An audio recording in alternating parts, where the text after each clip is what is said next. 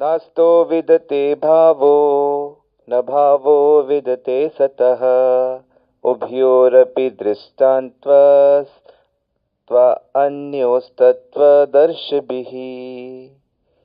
Today, Bhagavad Gita chapter 2, shlok number 16. Sri Krishna is saying here that those who are seers of the truth have concluded that of the non-existent material body there is no endurance, and of the eternal soul there is no change. This they have concluded by studying the nature of both.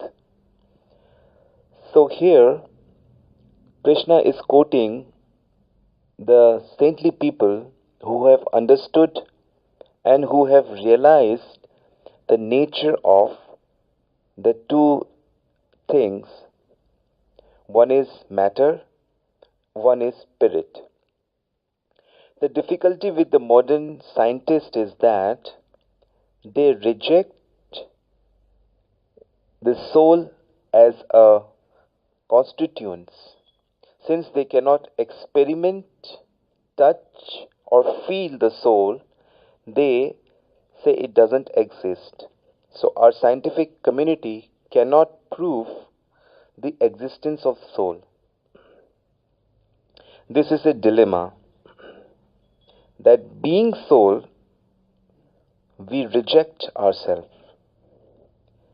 And that is the reason there is so much of chaos in the society. And that is the why Yudhishthira says, when he was asked what the nature is covered with, he says that the nature is covered with ignorance. And Bhagavad Gita is a torchlight. Bhagavad Gita is giving us the perfect information. So Krishna is saying that those who have understood, they also say that the soul is imperishable and the nature is continuously changing.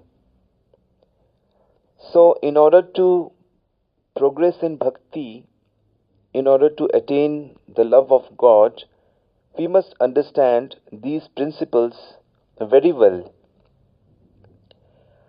Because if we don't understand these principles, we may get swayed away by the power of ignorance, by the attraction of Maya and the attack of negative energy.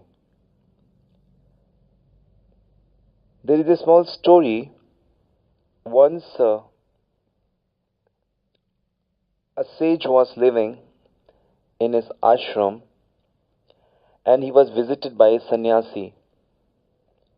And every day that sage will speak, give a small discourse, and few people will attend it. The sannyasi observed that the sage is saying the same things every day, and it is not of very high worth or deeper realizations. He was thinking that he should leave this ashram and go somewhere else, but in a meanwhile another sannyasi arrived, and he was pretty young. So he spoke that day, the new sannyasi, and he spoke with such elaboration on each verse and to the deepest of its meaning that the whole audience was thrilled, and the sannyasi got very much impressed.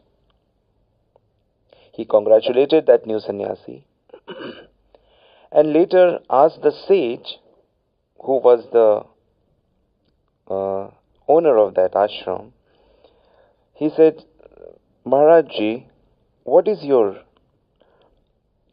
realization about today's lecture? The sage said he did not speak anything. The sannyasi got bewildered. He said, What?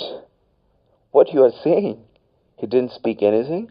He spoke such a wonderful explanation of the verses, and everybody is mesmerized. The sage said, he just spoke what is given in the Vedas and Upanishads and Purans. What was his own? I didn't listen that he has really understood. He was just repeating. So that is the point.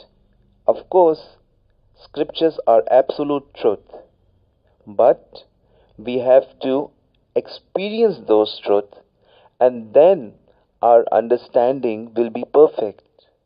Just theoretical speech will not complete the knowledge. So it is advisable that we must understand the theory, but we must also understand the practical thing to get it inside. When we does the practical, it goes deep in our heart, it goes deep in the soul. It becomes our nature. It becomes our culture. So, what are these principles? Like today's principle is that we will never die. It is an eternal phenomena. Soul is an eternal phenomena. That's what Krishna is explaining here. And he is putting so much emphasis on this point that know it for certain that you are always going to live, and these bodily things is always going to change. It's better if you want temporary things, you be here, and if you want permanent things, you come to me. And any sane man will not like a place which is continuously changing, because relationship keeps changing. You just can't get it. So similarly, what is the eternal nature? What is the Sanatan Dharma? Eternal nature is Sanatan Dharma. That is Vedic religion, which people commonly call as Hinduism. It is Sanatan Dharma. It is the nature of the living entity. It is the lifestyle of a soul. What is it? Is to serve, is to love Krishna, and that love reflects in the service of the whole creation. That service is reflected in serving everybody, whether it is plants, animals, human beings, countrymen, or any other personality of anywhere. Because the person who has understood the truth, has become a part of a cosmos, the whole universal family. He is in the family of Krishna. So establishing that relationship with Krishna is an uttermost need of the hour. It is connecting with Krishna which we have to focus the most. And we will become more tangible in it if we understand these principles of Bhagavad Gita. It will further solidify our faith. So let's do it nicely. Let's chant the name of Krishna every day. Let's read Bhagavad Gita and meditate. Think about the principles. Discuss these principles. Thinking these principles, discussing it, meditating on the principles, and try to see these principles, how they are working in the laboratory of this society. You see it. People are taking birth, people are dying, people are getting diseased, people are becoming old. Some people are following the scriptures, some are not doing, some are. The whole thing is a laboratory practically. That is what we have to see. That is the vision we have to develop.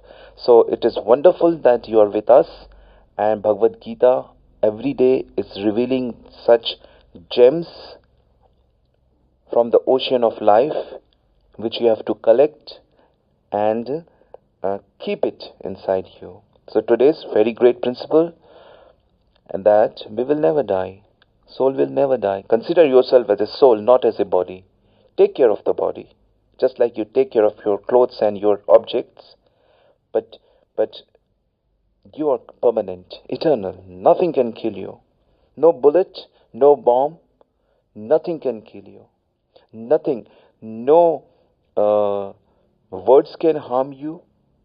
Nothing can shatter your courage. This is the real understanding of Bhagavad Gita. So you catch these principles, then you'll be protected. So with well wishing you a very great devotional life ahead, we stop here today and we'll discuss the next verse tomorrow. Hare Krishna.